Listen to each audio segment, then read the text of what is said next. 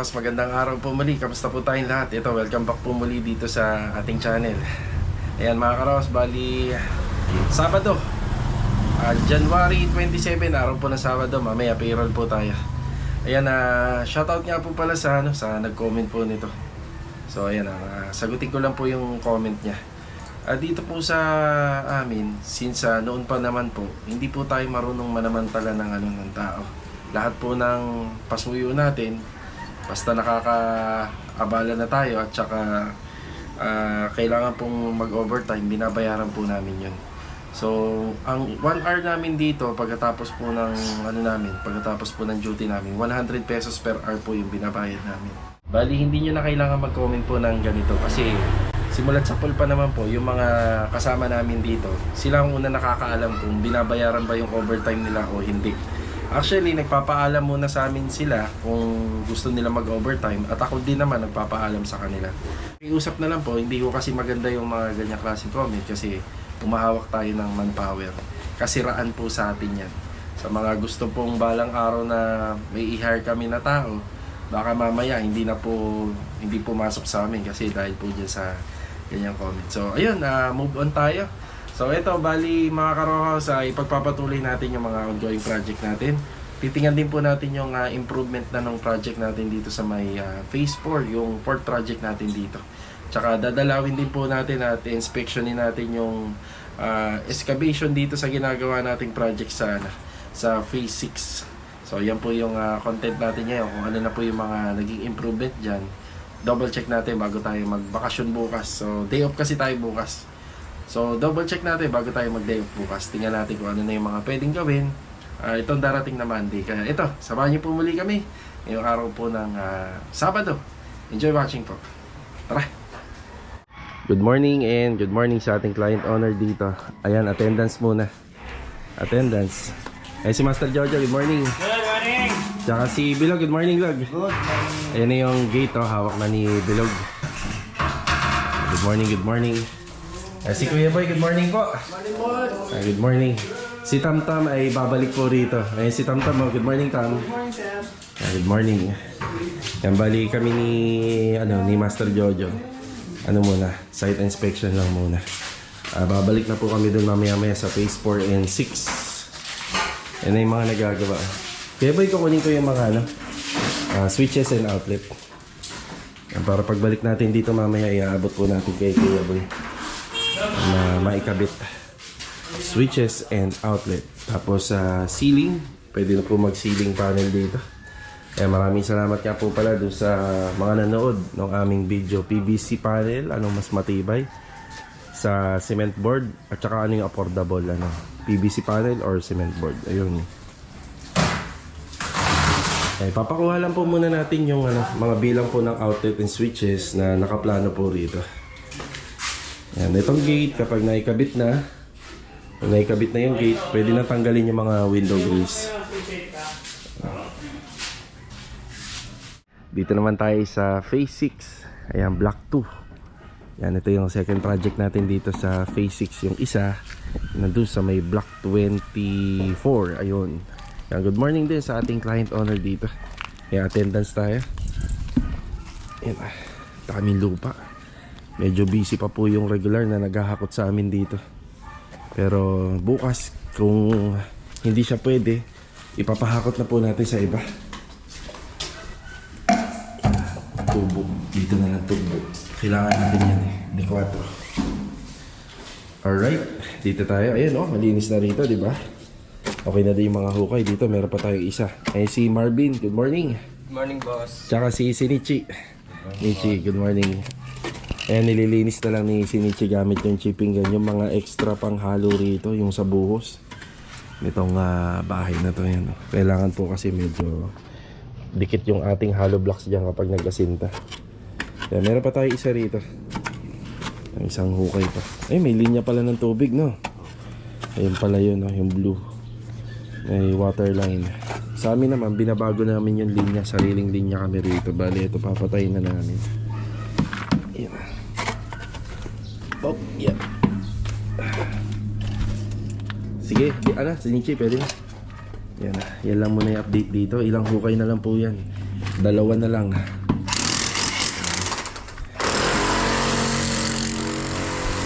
Dalawang malalalim na hukay na lang. Pwede na tayong magpa-gravel bedding. Spacer, may sobra akong spacer dun sa kabila. Dadaling ko dito yan. Tapos pwede na tayo magpa-deliver ng bakal. Pero baka Monday na, day off kasi namin. Walang hindi mababantayan yung materialis natin. Tsaka ito kailangan ma-pull out na kahit yung kalahati nito. Dito naman tayo sa kabila. Ayun si Jamil. Good morning, Jamil. Good morning. Morning, good morning. Morning. Ay si Adonis, good morning. Good morning. At saka si Ricky, good morning, Ricky. Good morning. Ayan. Yan na. Bali, ilang poste na lang to? Dalawang poste. Tatlo ito. Ito yung pangatlo. Yan. Mataas-taas na po yung bakod natin. Yan.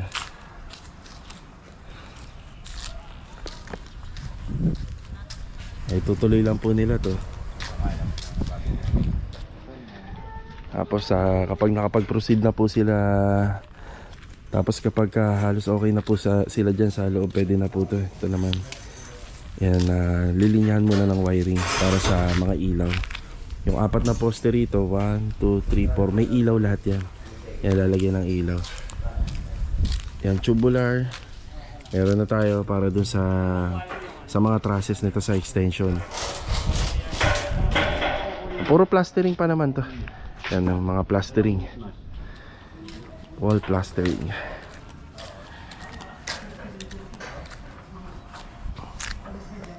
Tayo.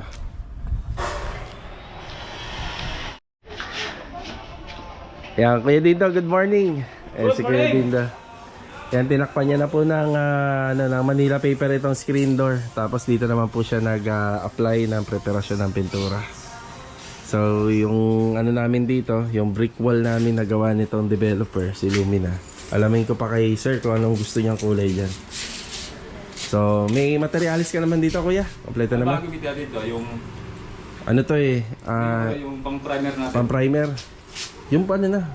Yung Plat? Oo, yung plat na. Wala tayo. Wala na? Sige, magdadala ka. Oh, sir. Pagbalik ka. Galo pa ako ng isang sir. Masking tape. Masking tape? Para dito kung Meron to dinidin. Sige. Landing. Meron yata ako rito sa e-bike. Dito naman tayo. Ayan si Louie. Good morning, Louie. Good morning. Good morning. Tsaka si Kuya Richard, good morning. Good morning. Ayan, tatlo sila rito. Bali, nandito rin si Master Jojo. Kaya itutuloy lang yung installation ng tiles. Mag-inventory ulit tayo. Kasi maaabuti namin yung installation ng kinakabit ni Kuya Richard dito. Ayan, sa footstep natin. Kaya meron yan. Kasama po yan. Ayan yung mga nagagawa.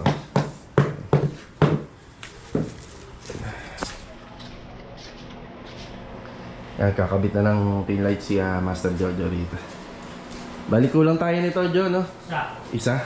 Pero yun dito sa loop bed, sama ko na. Wala pa yun. Oo, wala pa, no? Sawang na. Oo, bali ito. Oo, strip light. Yan, bali ito. Yan, medyo marami-rami tayong bibilhin niya yun. Yung susukatan po namin. Yung center light na lang, baka to follow na lang to, tsaka yung dito. Yan, magkakabit din po sila ng kornisa ngayon.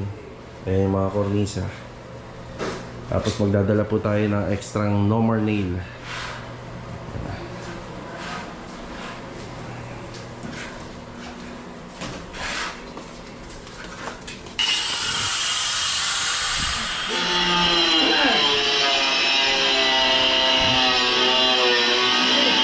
Okay na tayo rito sa phase 4. Meron pa tayong mga kailangan dito. Wall fluted panel, yung tiles na kulang pa sa fence area na kinakabit ni Kuya Richard. So ngayon, bibili muna tayo ng mga switches and outlet para dun sa phase 1. Tapos kukunin natin yung owner. Yan, dediretso tayo sa labas para mamili ng iba't ibang materyales pa. Tara, Sipid na. dito na tayo. Kaya ba yung trigang dyan, dalawa? Dalawa. Kasi doon ka nakukuha ng switch nila.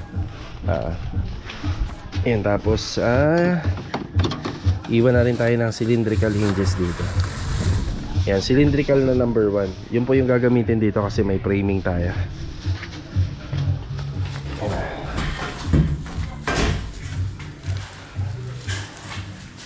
Lord, iwan ko na sa ito. Cylindrical hinges. Yan, 3 na yan. Para sa gate. Yun, no? Naka PVC panel na po ito. Yan. May center light, 2 pin light dito, at saka rito. 2 pin light. May mga adjustment na yan kasi may mga ano yan eh. May closet dito, tapos may overhead dito.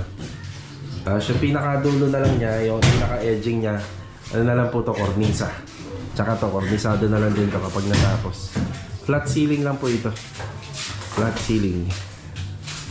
Balik muna tayo rito sa phase 4 bago tayo lumabas. Ito kasama natin si Mrs. Vi, pakuha lang ng metal paring, Vi. Ito dito. Yung mga retaso metal paring dun sa ginagawa nila bilog. Magagamit pa dito yan. Kaya Richard, paiso yun. Ayan o, merienda muna. Tsaka to kuya. Diyo, babalikan ko yung silicone ha. Ito pa ano. Babalikan ko to, yung silicone. Okay, bali bibili tayo ng kulang na tiles 40x40 dun sa flooring.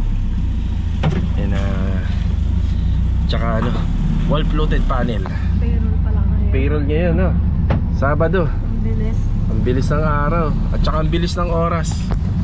Kanina lang no. Anong oras na? 10:30 na ng umaga. Ba't ganun? Sobrang bilis. Bilis yan ang oras. Anong oras na naman tayo makakauwi nito tanghali?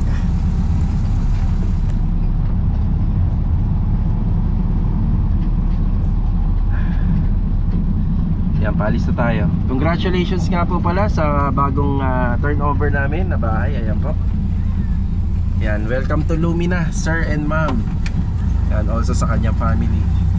Yan, turnover na po natin ngayon yung kanyang bahay. Yan, bali sa turnover namin, may warranty syempre yung bubong natin, no? 6 months yan. Under observation. Kapag ka umulan na malakas, yan, titingnan natin. Makikibalita tayo kay client owner. Tapos yung sa lightning, yung mga ilaw na nilagay natin, 1 month. 1 month tayo. Pero syempre nasa kanila na yung mga resibo. 1 year yon, 1 year ang warranty naman sa pinagbilhan. Alright, alis muna tayo. Let's go, let's go. Tara. Dito na tayo sa tile center. Bibili tayo wall fluted panel ito. Yan. Para sa port project natin na ginagawan dun sa phase 4. Kailangan ko 14 peraso.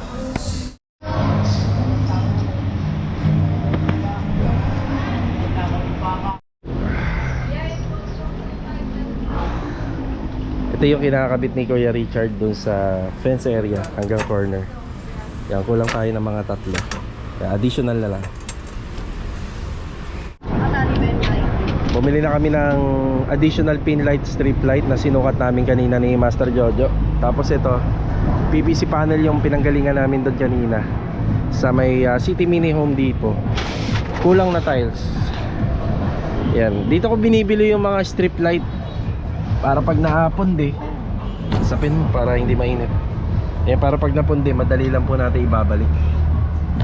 Yung strip light nga po pala na magagamit namin doon sa 2 cove ceiling, isang 8 meters at saka isang 14 meters. Yan, bali kulang-kulang 5,000 po yun. Bali kulang-kulang 5,000 po yun kasama yung 2 driver niya at saka 14 meters at saka 8 meters. Ayan, total of 22 meters yung binili natin strip light. Yan, tara. Tanghalian na, no? Let's go, tanghali na. Okay, bali hindi muna tayo dumiretso sa bahay. Hinatid muna natin yung wall fluted panel, yung tiles at saka yung mga ilaw. Yan, may naiiwan po rito. Yan, si Kuya Richard, ayan po, yung bike niya. Ipapahinga lang siya sa loob.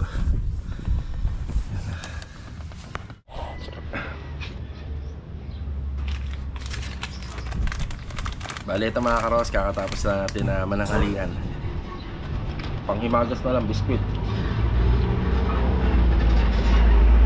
Ganda ng weather natin, no?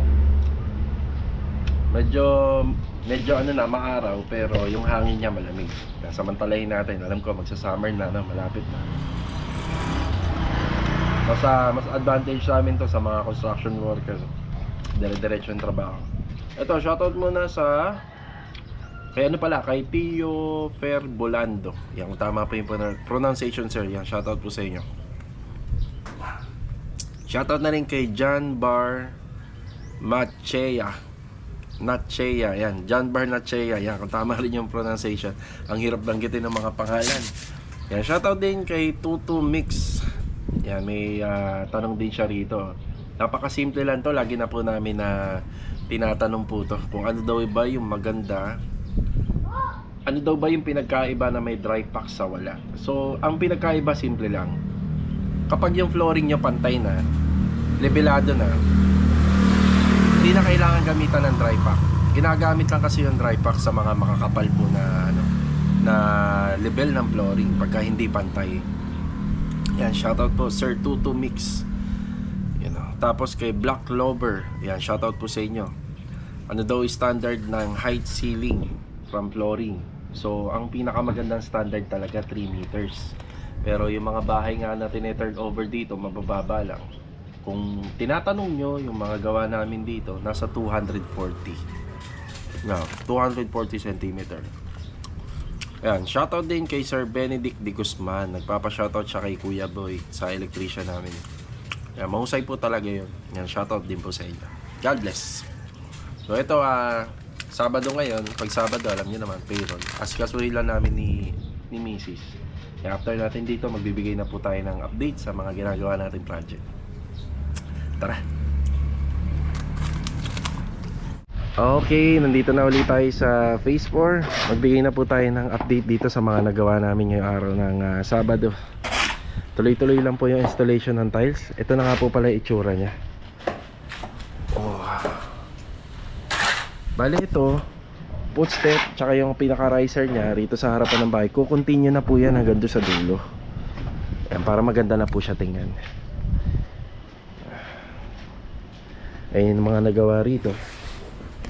Installation na lang po sa tiles yung sa pinaka-flooring niya. Yan, may tubo tayong nakalawit dito. Ayan o. Kasi dyan po babagsak yung ating drain connection. Ito ang ating ginawang mga ginawa para sa overflow ng aircon. Tapos yung nandun sa dulo para sa overflow ng aircon, nakatap na po yan dito sa floor drainage natin. Ito lang yung naiba ng line. Bali may mga riser din po yan. Yan, silyado po ng tiles. Diyan na po yung pinaka floor drainage natin. Ayan yung cove ceiling. Yun o, cove ceiling. Ayusin na lang yung alignment ng strip light po niyan. So ikinabit muna. Ayan si cove ceiling. Tapos may mga pin light na po yan. Yung mga pin light natin. Ayan. Wow, ganda na. Okay na rin yung header nito. Bar counter.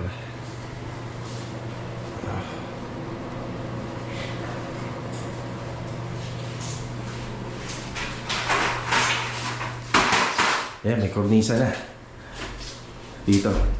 Tapos dito, pininturahan na rin ng epoxy primer, yung para sa loop bed. Ayan yung bracing niya. Ayan. Kaya yung may butas dun sa dulo, itatago namin yung wiring. Ito na yung Shera board na 9mm. 9mm Shera board. Makapal. Higa ka nga, Wi. Oh, kasya. Ilan ba to? Sa mo? Ang dami makakahiga. Ang dami makakahiga. Mga 4 na. Walang tulog yun. Walang tulog oh. Walang langit-ngit na. Walang langit-ngit. Tapos ano tawag dito, hindi ka mauuntog. Yan. Yan, nag-adjust na lang po kami dyan. Kaya medyo mababa na to. Para sa akin to? Para dyan. Bagong tita, no? O, bagong tita ni Louie. Hindi na ganyan ako, John. Yan, medyo aangat na ng konti. Aangat na ng konti. Na-adjust na lang kasi nga, hindi naman po talaga matataas yung ano rito. Yung mga ceiling. Ayan, nakakornisa na. Tapos yung dulo, yung ginawa sa dulo. Yung PVC panel po yun. Yung lagi natin nakikita para may ukal yan. Yung PVC panel. Oh. Yan.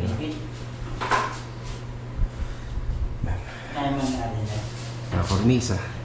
Pati rito, kornisado na rin to. Yan. Mga center light na lang po yung hinihintay dito. Sa ito na yung ating strip light, yung cold light. Yan. Ayos. Diba?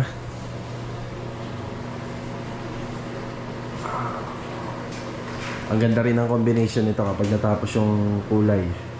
Mga pintura. Yung pintura na gagamitin natin sa mga wall, tool white po to. Mga tool white. Yan, para buhay na buhay din po yung mahogany. Mahogany na wood look na PVC panel na nilagay natin.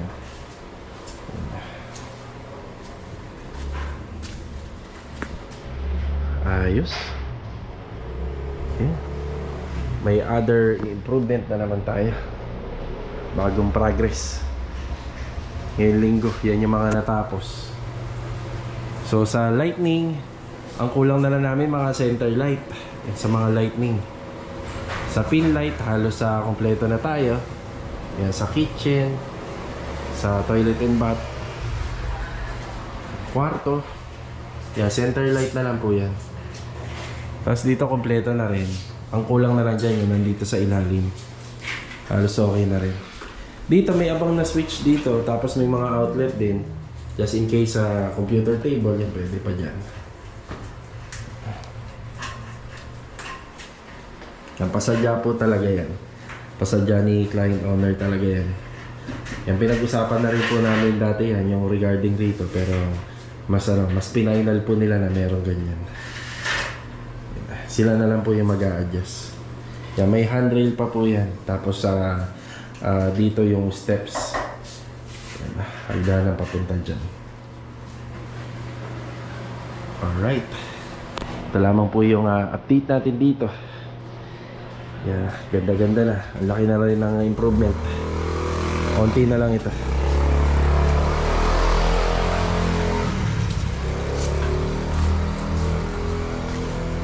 Yeah, konti na lang ang mga installation. Tapos finishing carpentry na. Then overall paint. Yeah, abangan din po natin yung mga install nila Master Batang din po dyan.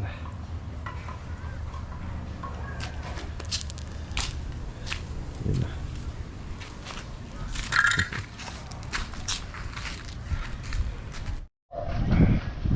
Ito yung bagong project natin. Yan, update na rin tayo rito. So, Athena nga po pala to, no? Athena. Sa mga nagtatanong, Athena na mayroong 63 square meter lot area.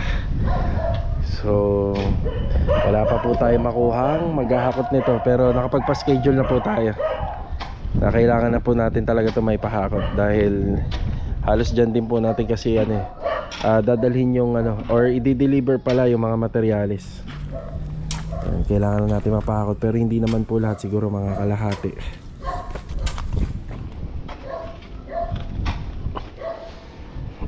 Yan. Bali itong ground level dito binabawasan pa po nila to. Binabawasan pa nila para po sa natin gravel bedding natin at saka dun sa buhos. Yan. Saan galing to? Dyan, dami mga kayamanan to mga ano po, ano ba yan, metal paring. Metal paring.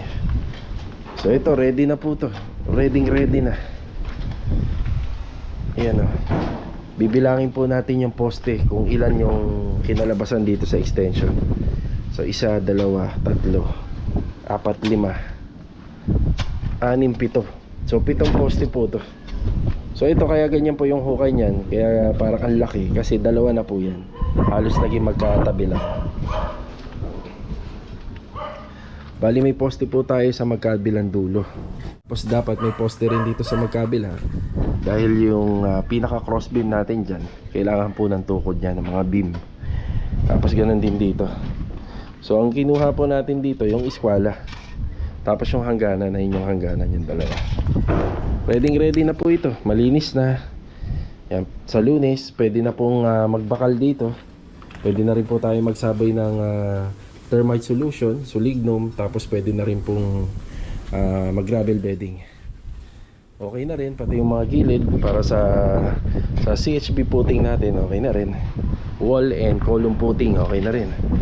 Tapos dito sa harapan, reduce na lang po ito. Kaya ganyan na lang po yung hukay natin dito. Fencing na lang po yan. Ito lang po talaga yung damay po dun sa slab. Yan, pwede naman po natin gawin yung ganyang kalalalim na foundation dito. Depende na lang po sa napag-usapan ng ating client owner. 1 week. 1 week pong trinabaho to. Yan, bali 2 tao. Tapos nagano po tayo, nagpa-extra pa tayo ng 1 tao. So 1 week kasama na yung clearing natin dahil inabutan natin medyo madamo. Then kasama na rin po yung yung paglilinis para yung mga lupa mapunta na po natin dun. Yan, ready na po ito sa mga structure na susunod. Yan, para dun sa mga bakal, kasinta, buhos. Kaya ready na. Okay. Daming lupa. Naka-schedule ngayong araw to, pero sana makakutan. Bali 2 truck po yung pinaschedule ko rito. Sana bago matapos tong araw na to, may pahakot para pagdating ng Lunes makapagpa-deliver na tayo.